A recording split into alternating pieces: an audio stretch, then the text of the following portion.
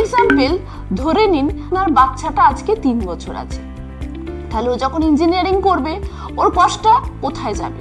তাহলে 18 বছর, 18 বছর যেতে গেলে তাহলে 3 আর 18 মাঝখানে কত আসছে? 15 বছর। প্রতিটা জিনিসের মূল্য 10 বছরের ডাবল হবে। তাহলে আজকে যদি ইঞ্জিনিয়ারিং করতে গেলে কস্ট 10 লক্ষ টাকা লাগে, তাহলে আপনার বাচ্চাটা যদি এখন 3 বছর হয়, তাহলে ও যখন 18 বছর হবে তখন সেই কস্টটা কোথায় যাবে?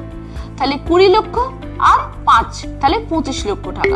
এইভাবে আপনারা ক্যালকুলেশন করবেন, তবে কিন্তু আপনারা ফিনান্সিয়াল প্ল্যানিংটা করতে পারবেন, আদারওয়াইজ কিন্তু হয় না। মানে যখনই কোনো আমরা প্ল্যানিং করব সেটা কিন্তু টু দা পয়েন্টে করব আগে। তাহলে যারা আজকে চাইল্ড প্ল্যানের জন্য প্ল্যানিং করছেন, চাইল্ডের এডুকেশনের জন্য, তাহলে সেই লিখুন যে আপনার বাচ্চার বয়সটা কত, সে মোটামুটি একটা কুইকে নিয়ে পড়াশোনা করতে পারে, বা নিজেদের ইচ্ছাটা একটা লিখুন, তাহলে ওর ওই কষ্টটা আপনার কাছে বেরিয়ে